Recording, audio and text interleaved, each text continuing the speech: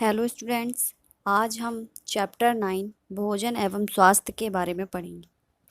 इसमें सबसे पहले प्रस्तावना के कुछ क्वेश्चन होंगे। पहला क्वेश्चन है, बच्चों आप भोजन में क्या खाते हो? तो हम भोजन में क्या लेते हैं? रोटी, चावल, सब्जी और जिसको जो पसंद होता है वो खाता है। सेकंड क्वेश्चन है हमारा, क्या भोजन करने से आपको ऊर्जा मिलती है?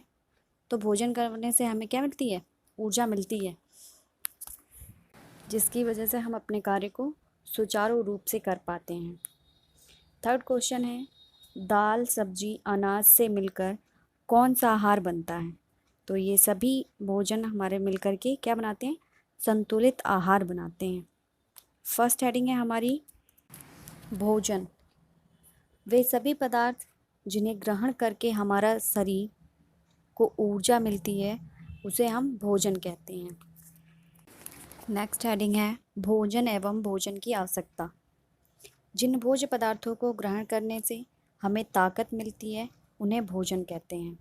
अर्थात दूसरे शब्दों में कह सकते हैं कि शरीर के पोषण के लिए हम जिन भोज्य पदार्थों को ग्रहण करते हैं उन्हें भोजन कहते हैं।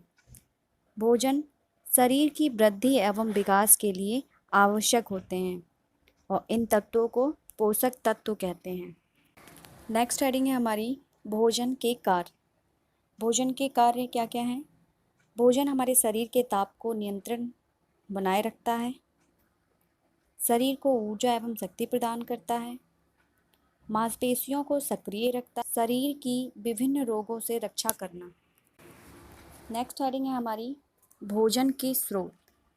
भोजन के हम दो स्रोत होते हैं, भोजन के पादप स्रोत और भोजन के जंतु स्रोत। तो भोजन के ऐसे स्रोत जो हमें पौधों से प्राप्त होते हैं भोजन के पादप स्रोत कहलाते हैं। जैसे कि कुछ पौधे ऐसे हैं जिनकी हम जड़ें खाते हैं, जैसे मूली, गाजर, और कुछ पौधे ऐसे हैं जिनके हम तनों को ग्रहण करते हैं, जैसे कि आलू, लहसुन, प्याज। ठीक उसी प्रकार जंतुओं से हमें दूध, मांस, मछली, अंडा आदि प्राप्त होता है। नेक्स्ट है हमारा पोषण एवं पोषक तत्व। सभी खाद्य पदार्थों में कई प्रकार के तत्व पाए जाते हैं जो हमारे शरीर को स्वस्थ एवं निरोग रखते हैं। इन तत्वों को पोषक तत्व कहते हैं। अर्थात वे तत्व या अवयव जो हमारे शरीर की वृद्धि, विकास एवं स्वस्थ रहने के लिए आवश्यक हैं उन्हें पोषक तत्व कहा जाता है। और भोजन में पाए जाने वाले विभिन्न प्रकार के पोषक तत्वों द्वारा शारीरिक आवश्यकताओं की पूर्ति करना ही पोषण कहलाता है। जो हमारे शरीर की आवश्यकताएं हैं उनका पूरा होना ही पोषण कहलाता है। भोजन में पाए जाने वाले पोषक तत्व निम्नलिखित हैं। Number 1, carbohydrate. कार्बोहाइड्रेट कार्बनिक पदार्थ होता है। यह शरीर में ऊर्जा उत्पन्न करने का प्रमुख स्रोत है।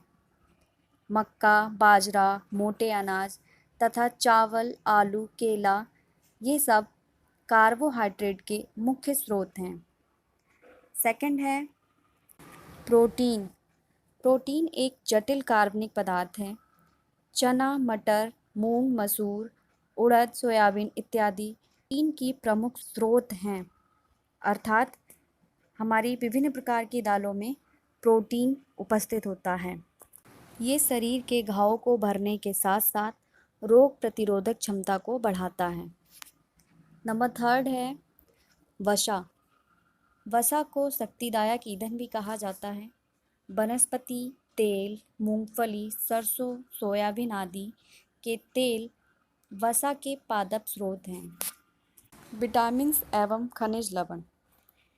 विटामिन्स तथा खनिज लवण हमें विभिन्न प्रकार की हरी सब्जियों तथा फलों से प्राप्त होते हैं। इनसे हमारे शरीर की विभिन्न रोगों से सुरक्षा होती है। विटामिन्स जटिल कार्बनिक यौगिक होते हैं।